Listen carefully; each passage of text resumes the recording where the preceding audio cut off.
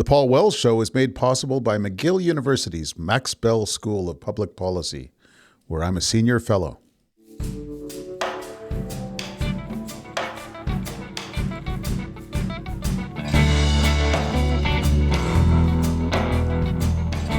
Once you start looking around for books to get rid of, it's way too easy to keep going. It's a kind of symbolic violence. It's a kind of way of saying, here's what's not tolerated in our community. And we're not going to actually take any steps against purging the society of these people who we don't like, but we will kick them out of the library.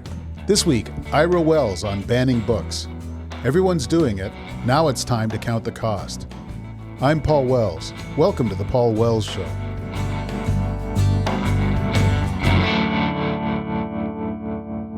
I have, for some time, wondered what to do about the rise of Ira Wells. He teaches English literature at Victoria College at the University of Toronto. He's been writing more and more for newspapers and magazines. And he's been writing books. His biography of the film director Norman Jewison was definitive and widely praised. He's also my cousin. Well, some kind of cousin. I've never been good at this stuff. He's from the Alberta Wellses. His dad was my dad's nephew, or his grandfather was my dad's brother, or both. So I've been hearing about Ira since he was a little kid. He's really smart, the Alberta Wellses would say. Just like they used to say about me. Anyway, he's got this new book out about book banning.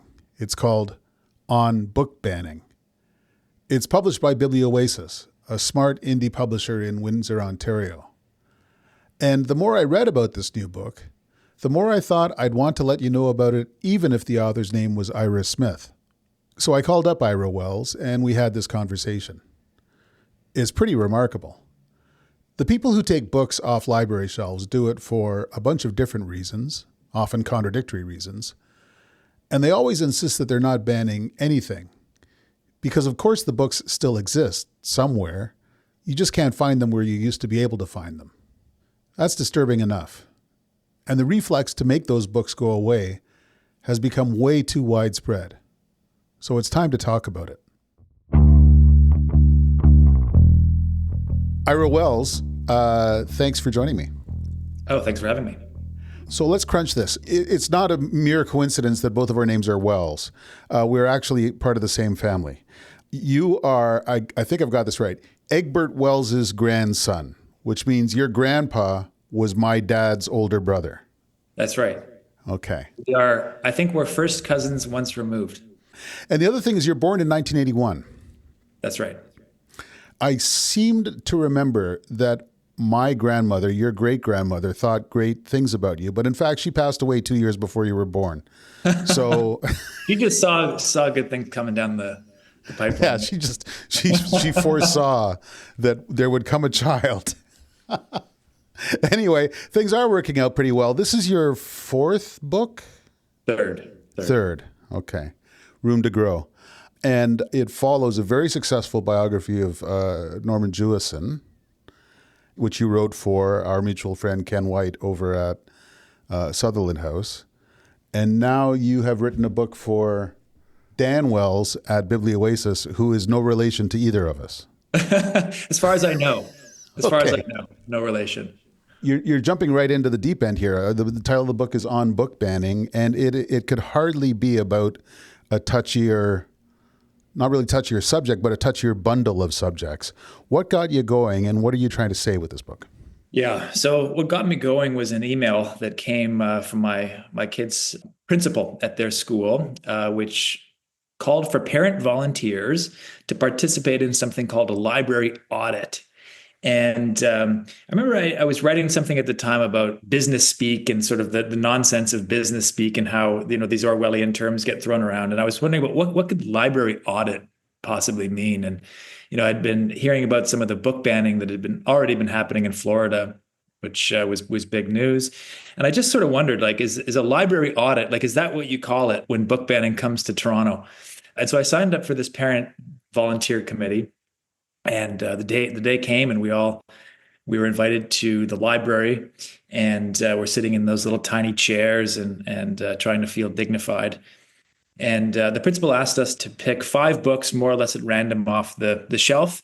And then we were given something called an equity toolkit. It was the TDSB equity toolkit.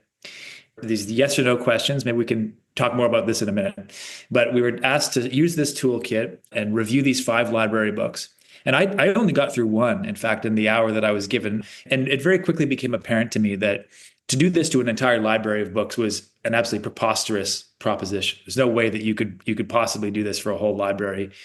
And at one point, just as things were wrapping up, the principal said that she wished she could just get rid of all the old books in the library. And I was a bit taken aback by that. I thought she must have been joking. And then, or at least I hope she was joking.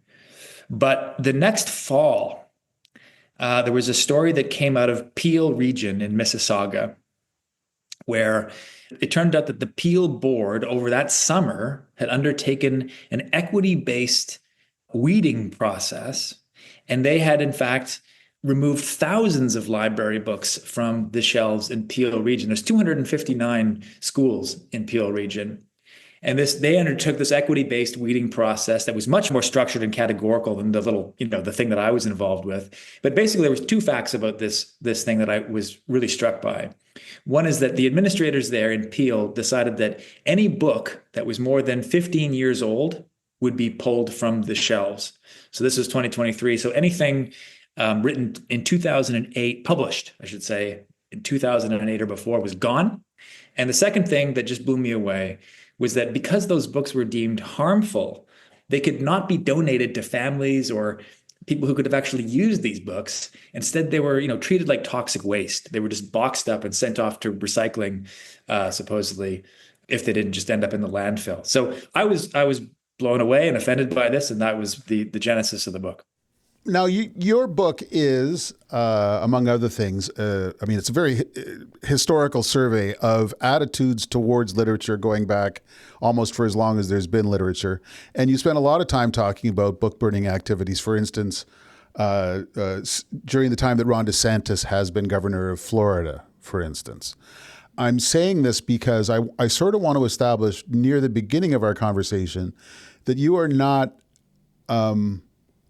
normally thought of as a right-wing crusader against wokeism. Wow. I think that's fair to say about you, Ira.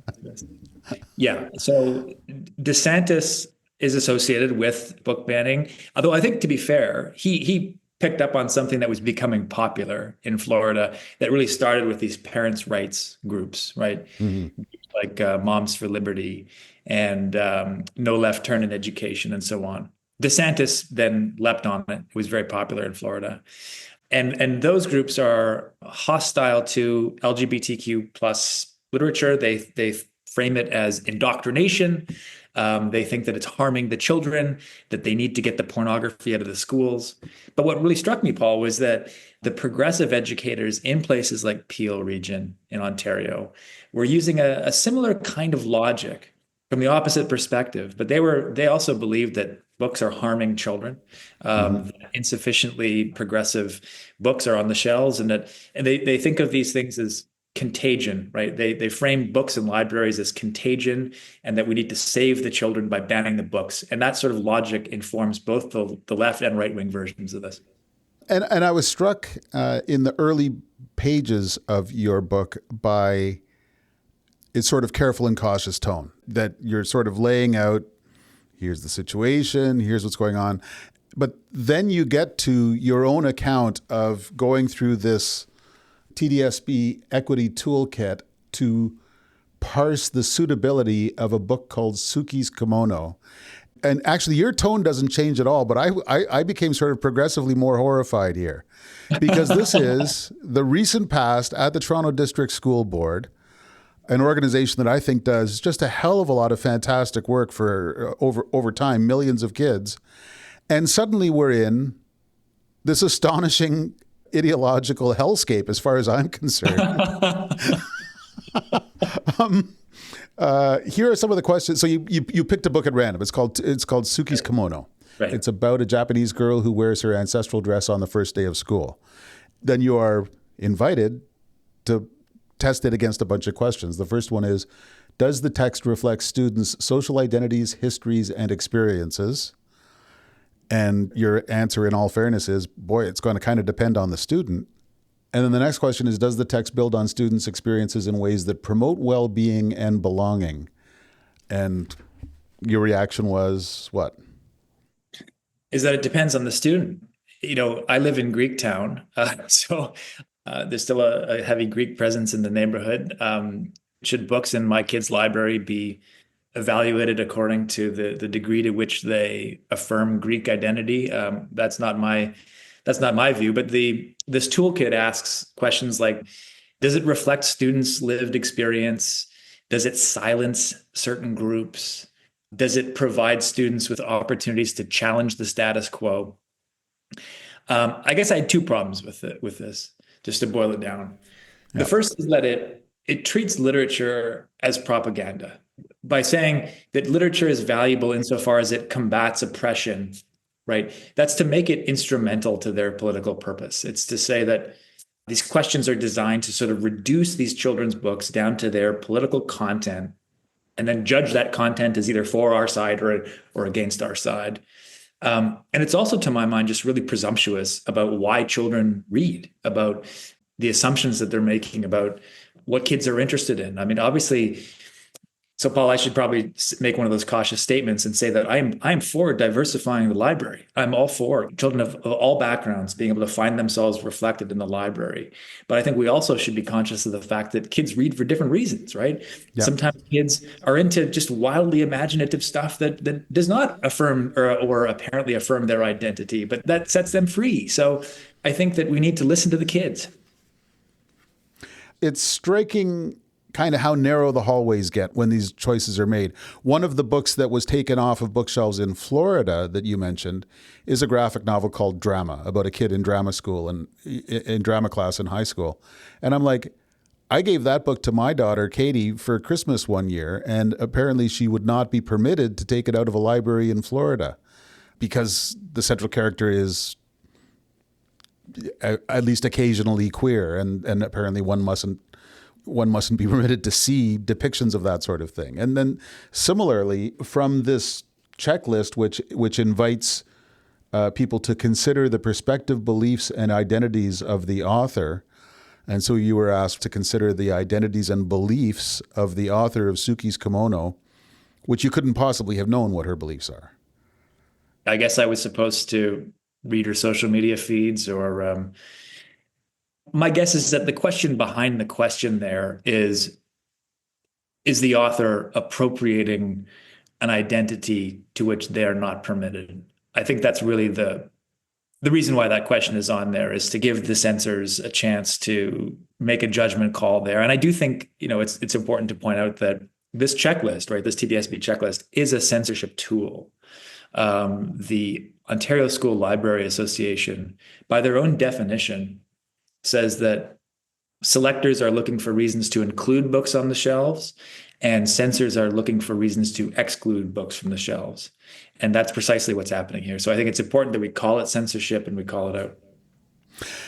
Because as you point out, in almost every case, when pressed, people say that what they're doing sure isn't banning or censorship. They're merely weeding or inviting emptiness on the shelves, or whatever the hell the euphemism is.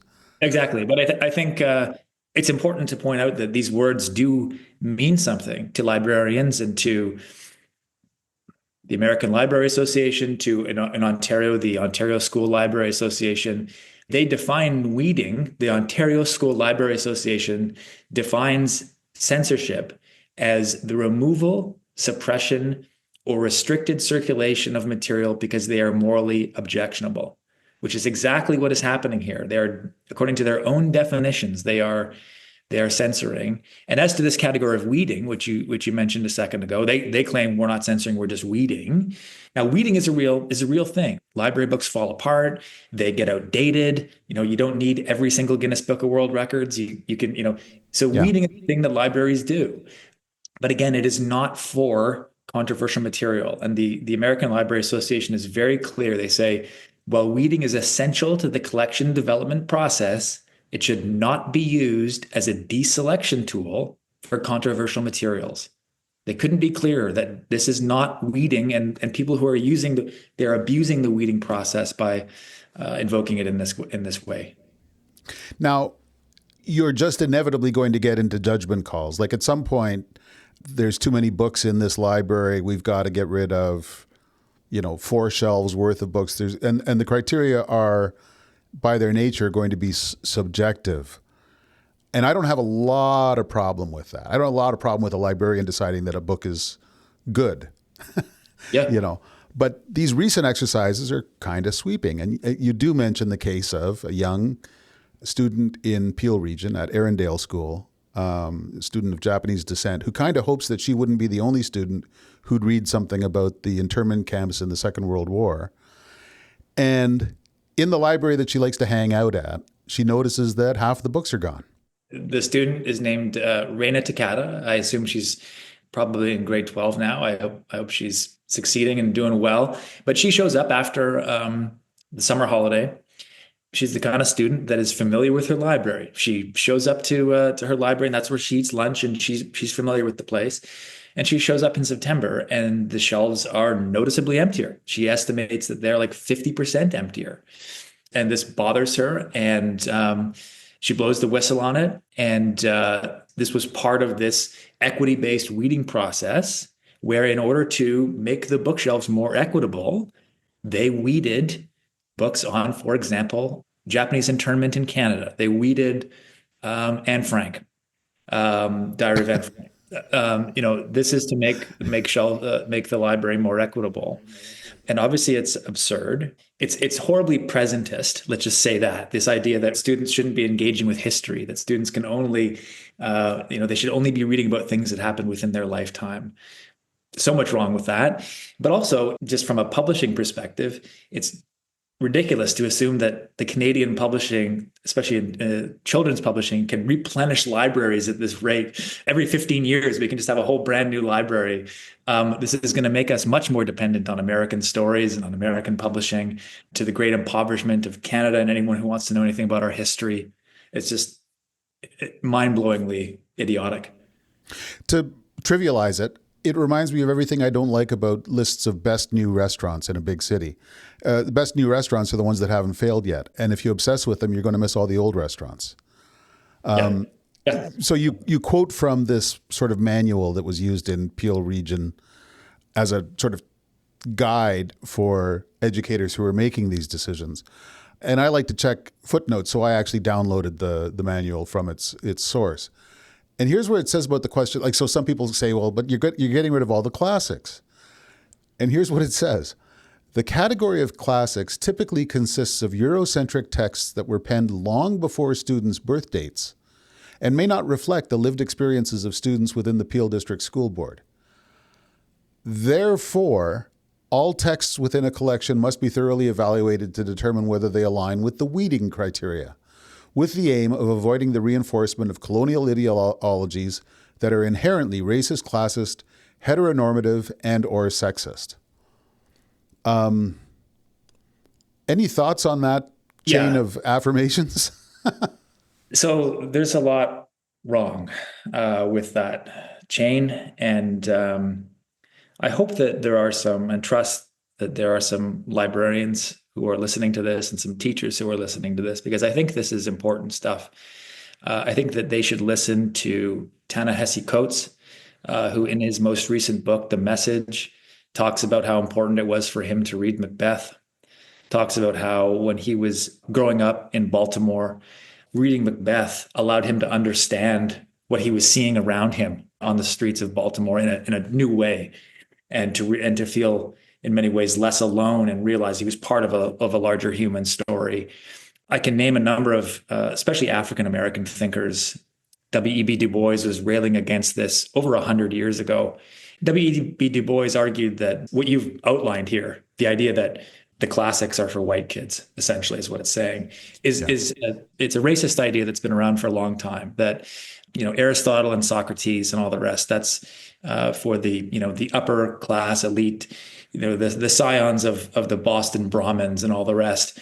They can deal with these big questions of the common good and, individuality and the self and democracy and all the rest. And everybody else should just maybe think about vocational school or things like that. So it's a really impoverished idea that teachers should challenge, and they're being very presumptuous by assuming that marginalized students need to see a certain kind of identity affirmed back to them in every case, or else they can't engage with the text. That's just so demeaning to students.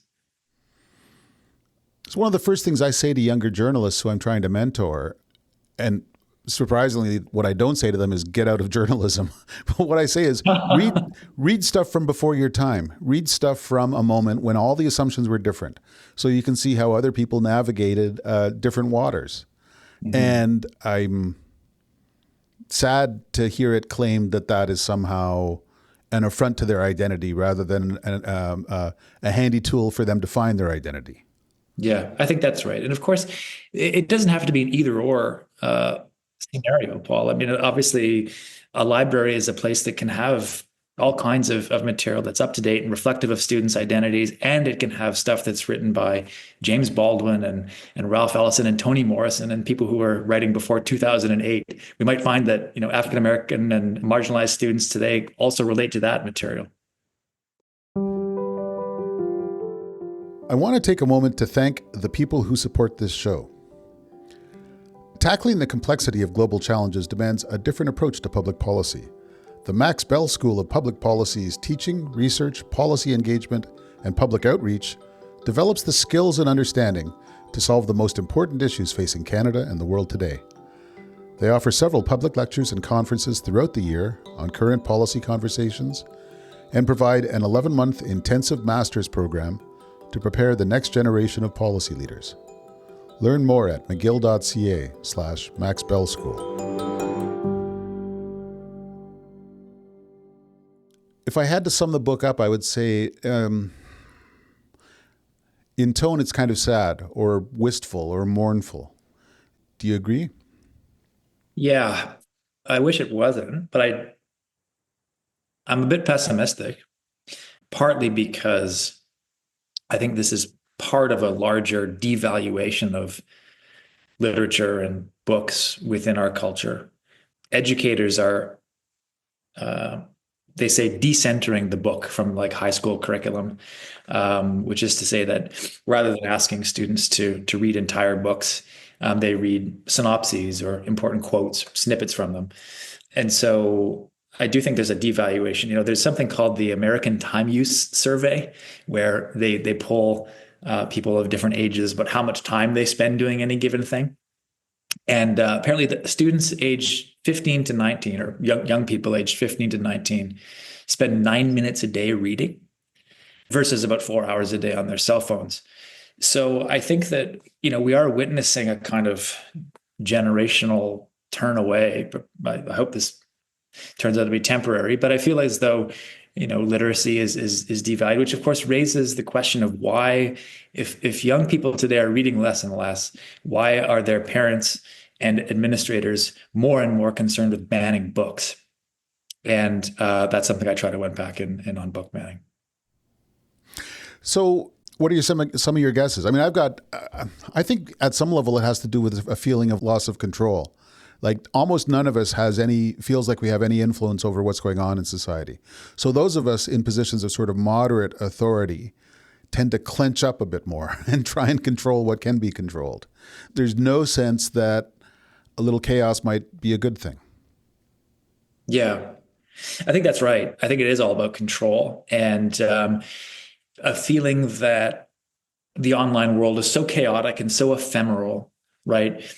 Something is in your feed one minute and it's gone the next. And if you're upset about something that you see, where do you go? Where do you protest? Where do you register that discontent? Whereas the library is just such a handy, it's physical, it's there, right? People tend to think about books as like little levers of social engineering, right? So I'll make the world a little less racist by taking Huck Finn off the shelf, or I'll fight wokeness by putting more Shakespeare on the shelf, or whatever they think they're doing in order. Not that that's a bad example, but they think about books as little levers of social engineering, I think, and I do think it speaks to a couple things. One is it speaks to, weirdly, the enduring power of the book itself as a kind of symbol, or as a kind of but the book retains a kind of power, even in a culture that devalues them in so many ways. Totalitarian regimes, the first thing they do is go after books and libraries and so on. But another point here that I would just quickly make is that I think that book banning is also a kind of symbolic violence. So whether it's the people in Florida or or now Alberta, there was a big CBC expose recently in Alberta about closing down a library north of Edmonton. But it's a kind of symbolic violence. It's a kind of way of saying, here's what's not tolerated in our community. And we're not going to actually take any steps against purging the society of these people who we don't like, but we will kick them out of the library. You're an academic. What are you teaching these days at the U of T? I teach a first year literature course. I on that list, if you're interested, I teach Kazuo Ashiguro's Clara and the Sun. I teach a book by John Williams called Stoner. I teach some Lydia Davis short stories. I teach Jennifer Egan's Visit from the Goon Squad. And I teach a book by Suvankam Thambavangsa called How to Pronounce Knife. That book, Stoner, might be my favorite book that I've read in the last 5 years. And it's about someone from kind of the middle of nowhere who becomes an English teacher in university. Was it relevant to your experience? Funny you might ask. I mean, what I like about that book is that it's about falling in love with literature. And I hope that by engaging with the story of this guy falling in love with literature, that many of my students who are coming from backgrounds where, getting to come to the U of T and do this entails significant sacrifice, and parents want them to go on to succeed and do well. And I don't begrudge that at all. I mean, students are facing a precarious job market. They want employable skills. But I think that to give themselves permission to engage with literature for its own sake, not as something instrumental, not as like, I'm going to read these sonnets because they're going to make me a better, PR person, or I'll learn, political communications by reading my John Donne. But just to engage with it for its own sake, I think it's so liberating, and students still thrive on this stuff. Nothing turns them on, like at least some of them. And my students are as good as they've ever been these days. I mean, there's a lot of concern about, ChatGPT and our students doing the work, and my students are awesome. That was actually a question I was going to ask is, over the time that you've been in lecture halls, has the engagement or the ability to handle complex arguments and texts been going in one direction or other among the students? Yeah, again, my students are as good as they've ever been. They are extraordinarily diverse. They're coming from all over the world. But I think that they are engaging with literature maybe a little differently now, because it is, and I think they pick up on this, that it's a little bit countercultural. They sense that the powers that be in their society want to keep them glued to their phones, want to keep that, that surveillance capitalism machine going. And students, I think, understand that there's a power in this, 500-year-old technology, and that every minute they spend with their nose in a book is a little, middle finger to Elon and Mark Zuckerberg. And there's something a bit countercultural about it now. That the way to rebel is to bury your nose in a book that no one can take away from you. Exactly. It's not learning from you. It's not harvesting your information. You're in your own world, and you're engaging with another consciousness. Do you have a sense of what's coming for you once you take on these organizations that want to do a lot of weeding in the name of decolonizing our classrooms? Are you a little nervous? No, because I'm well versed in their own definitions and their own documents. It's all, as you pointed out in the footnotes, it's all rooted in their own language and in their own commitments. Have you taken any guff on social media or stuff since the announcement that this book was coming? Nope. Okay. I wonder whether a fever has broken a little bit, whether things are not as bad now as they were when Twitter worked, when we were all in the midst of a COVID crisis, when Black Lives Matter was hot and urgent. and whether we're maybe a little bit better at talking to one another now than we were even a couple years ago. I hope so. Is that, I mean, you're much more involved in this space than me. Is that your perspective? I mean, the first thing I said was when Twitter worked. You know, it's really striking how hard it is to round up a mob these days because everyone's not on the same social media networks. The ones they used to be on, a lot of people have left, and Twitter's just a lousy mechanism for riling up your gang these days. And plus, I think people have noticed that attempts to curate a perfect society, at best, they don't really work. And too often, they turn against the people who are trying to do the curating. So, I don't know, fingers crossed. Near the end of the book, you offer some tentative suggestions for how to build a society that's a little bit less annoying than the one we're in right now. What do you have in mind? So I think that we need to dispense with the idea that we can just put everything online and that's going to solve all of our problems. I mean, I'm talking specifically about libraries here. I think that libraries have a lasting importance in ways that might sound somewhat quixotic or old-fashioned, but you know, there may have been a time in a more sort of internet, tech utopian moment where we might have thought that we could, put everything online and that would increase accessibility and it would, we could use this great technology and the kids would read more and we would, and it would be so much more accessible. And I think that there are some reasons to be very, very skeptical of that idea. One is that, this model of subscription-based libraries, from a perspective of book banning, it's so easy just to hit unsubscribe or just to destroy a virtual library is for an autocrat or an aspiring totalitarian very easy to do comparatively than to physically round up and destroy every copy of a book.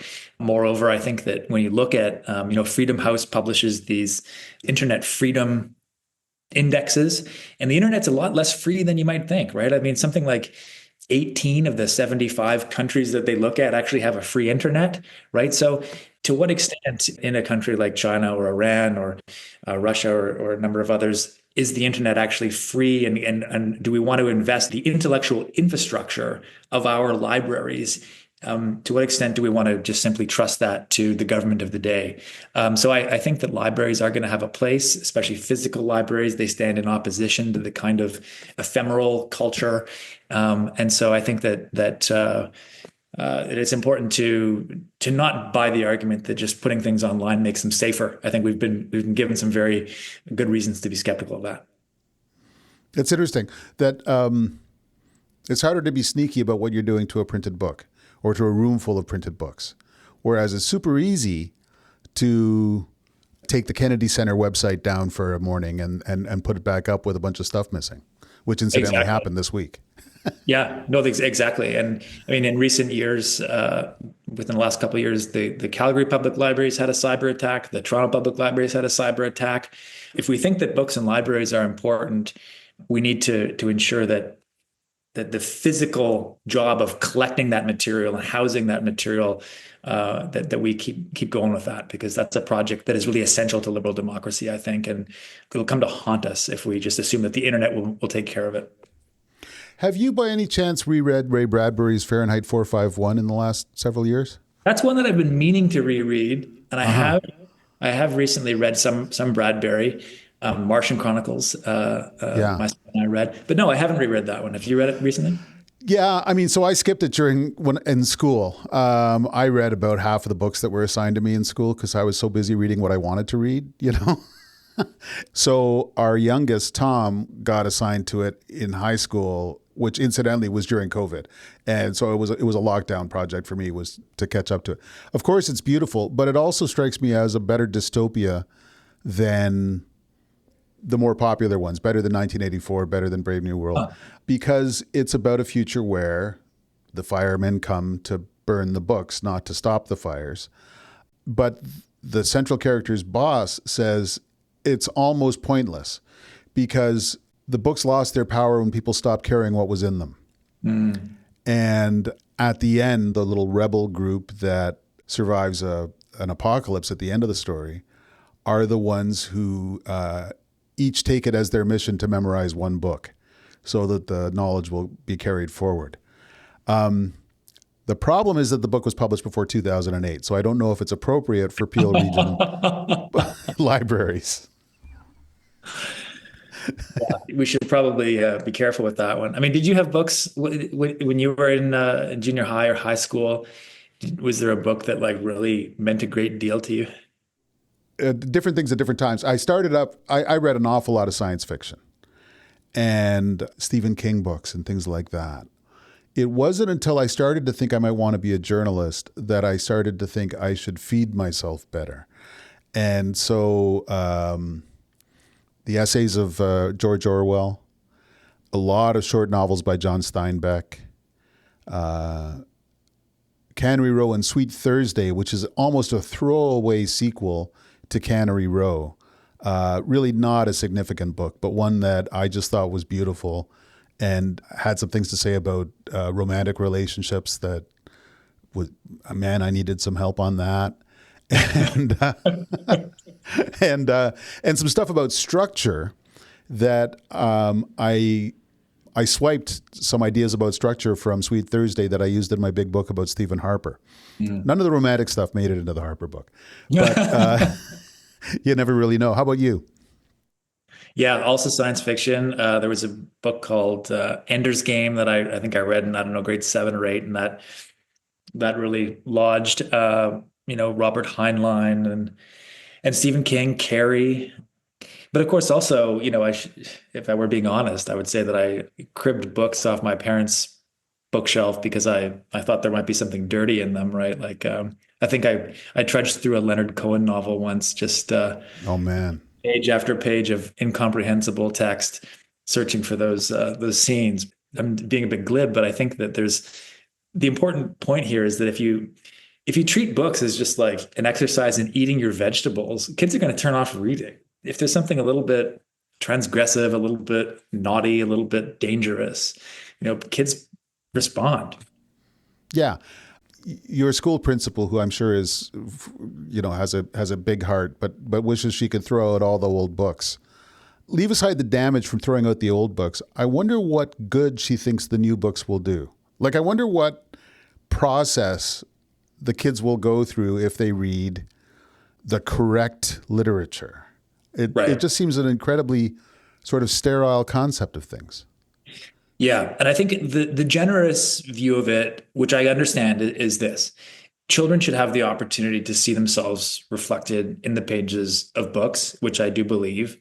And I believe that we should trust and believe, especially kids from marginalized and communities and queer kids, LGBTQ kids, when they say that, reading a certain book saved their life. And it's not hard to find people who will say something like that to see their identities reflected in some texts really saved them at a vulnerable moment. And I think we should listen to them. And I think we should believe that and ensure that our libraries have a huge, diversity of books in them.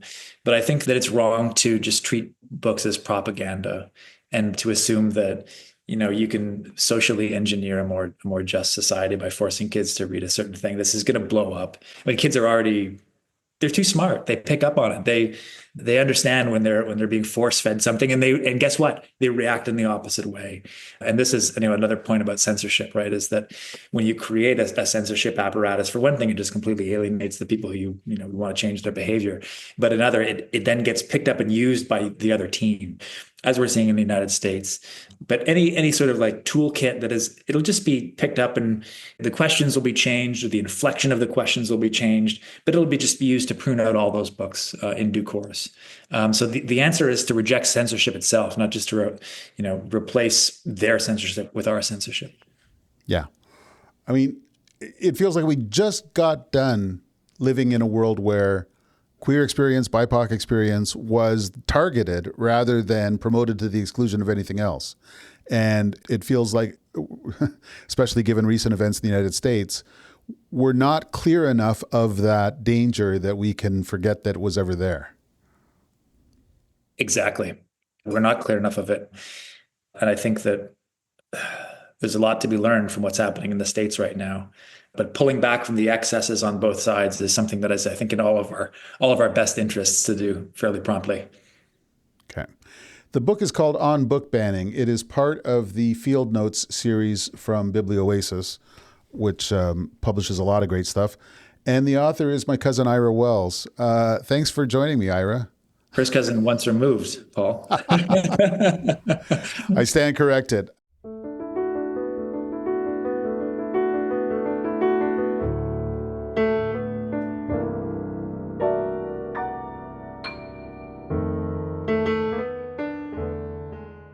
Thanks for listening to The Paul Wells Show. The Paul Wells Show is produced by Antica and supported by McGill University's Max Bell School of Public Policy. Thank you to the National Arts Center for letting us record this interview in their studio. My producer is Kevin Sexton. Our executive producer is Stuart Cox. Laura Reguer is Antica's head of audio. If you subscribe to my Substack, you can get bonus content for this show, as well as access to my newsletter. You can do that at paulwells.substack.com.